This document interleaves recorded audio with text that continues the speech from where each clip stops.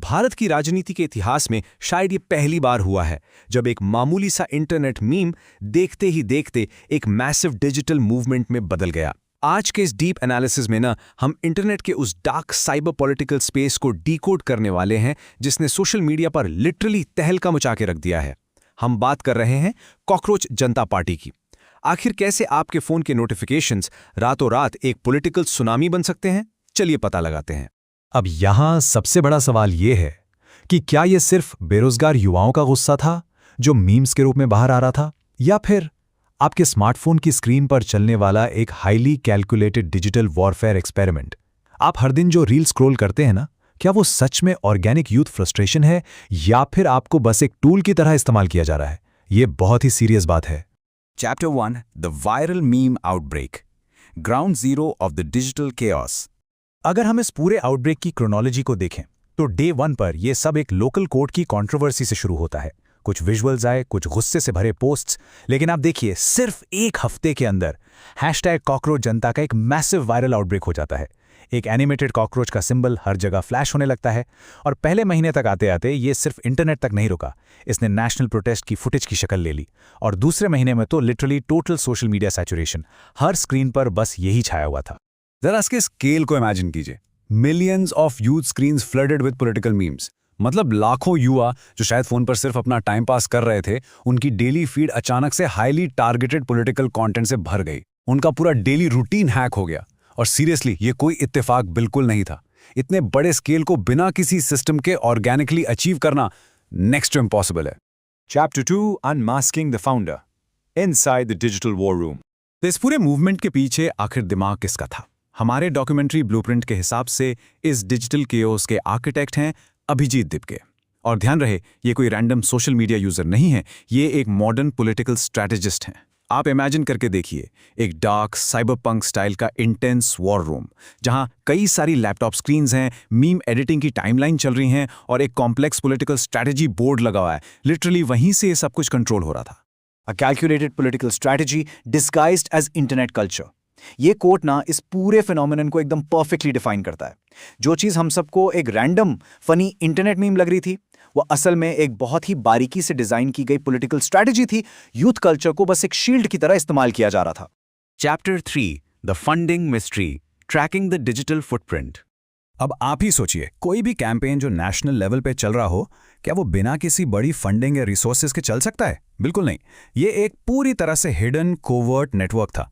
सबसे पहले स्टेप 1 में पैसा और रिसोर्सेज गुमनाम यानी अनोनिमस सर्वर्स के जरिए फ्लो किए गए ताकि कोई सीधा लिंक ट्रैक ना कर पाए। फिर स्टेप 2 में इन रिसोर्सेज को डार्क हैकर रूम्स तक पहुंचाया गया जहां एडवांस्ड एआई ग्राफिक्स जनरेट हुए। और फाइनली स्टेप 3, ये पूरा का पूरा सिस्टम बड़ी बड़ी डिजिटल पॉलिटिकल रैलीज में तब्दील हो गया। ये लिटरली एक ऑटोमेटेड सप्लाई चेन की तरह काम कर रहा था। और ये सब करने के लिए किस तरह के टूल्स का इस्तेमाल हुआ, जरा इस प्रोपेगेंडा कंट्रोल रूम के आर्सेनल पर नजर डालिए। फेक फॉलोअर काउंटर्स जो ये इल्यूजन क्रिएट करते हैं कि मूवमेंट बहुत बड़ा है। बॉट एक्टिविटी मैप्स जिससे एल्गोरिथम और ट्रेंड्स को अपने हिसाब से मैनिपुलेट किया जा सके। बाकायदा पॉलिटिकल मीम फैक्ट्रीज चल रही थी जो दिन रात नया कंटेंट बना रही थी।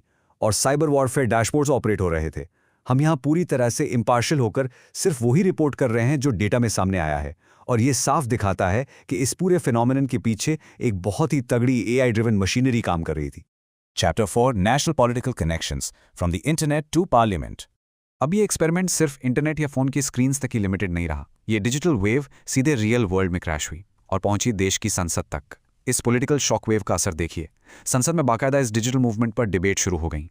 विपक्ष के रिएक्शंस को और ज्यादा एम्पलीफाई कर दिया गया।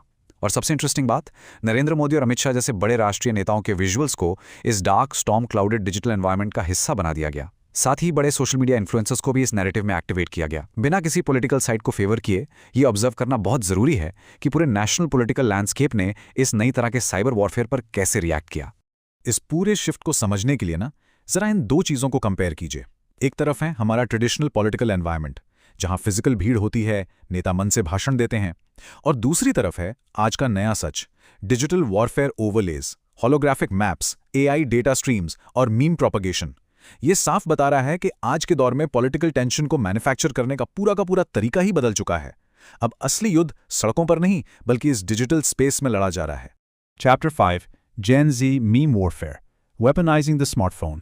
अब यहाँ जो सबसे क्रूशियल पॉइंट है ना, वो है इन दो चीजों के बीच का डिफरेंस। एक तरफ होता है आपका ऑर्गेनिक इंटरनेट कल्चर, जहाँ चीजें नेचुरली वायरल होती हैं, लोगों के असली रिएक्शंस होते हैं और ह्यूमर अपने आप बनता है। और दूसरी तरफ होता है AI जनरेटेड प्रोपेगेंडा, जहाँ हजारों बॉट्स एक्टिव होते हैं, जानबूझकर chaos इंजीनियर किया जाता है और पूरे एल्गोरिदम को ही मैनिपुलेट कर दिया जाता है। और ये जो कॉकरोच जनता पार्टी का केस है ना, ये इसी डार्क बाउंड्री में आता है, जहाँ जेन जी के स्मार्टफोन्स को लिटरली एक वेपन की तरह इस्तेमाल किया गया। अगर हम इस मीम वॉरफेयर की पूरी एनाटॉमी को ब्रेक डाउन करें तो देखें कि यूथ को स्क्रीन से चिपकाए रखने के लिए क्या क्या किया गया। 30% हिस्सा तो सिर्फ high paced addictive reels editing का था।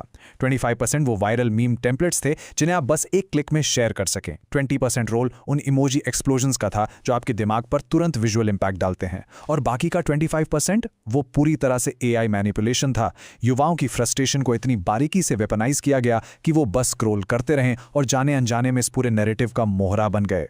Chapter 6 Chaos or Revolution The Final Verdict. Revolution, propaganda या फिर सिर्फ और सिर्फ एक डिजिटल केओस, ये आज के टाइम का सबसे बड़ा डिलेमा है। क्या इंटरनेट पर अचानक से उभरी ये कॉकरोच जनता पार्टी सच में युवाओं का एक जेन्युइन ऑर्गेनिक विद्रोह था, या फिर ये एक बहुत ही सोफिस्टिकेटेड AI ड्रिवन मैनिपुलेशन था? क्या हम सच में एक असली बदलाव देख रहे हैं, या फिर ये सिर्फ एक बहुत बड़ा इल्यूजन है जो आपके और हमारे स्मार्टफोन्स की स्क्रीन्स पर बड़ी चालाकी से क्रिएट किया गया है?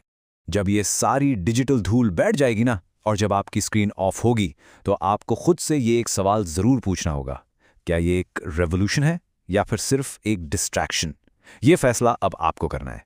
अगली बार जब आप अपनी फीड स्क्रॉल करें ना, तो याद रखिएगा कि स्क्रीन पर जो फनी सा मीम आपको दिख रहा है, उसके पीछे का आर्किटेक्चर बहुत गहरा और शायद बहुत डार्क भी हो सकता है। Until next time, keep learning, keep questioning.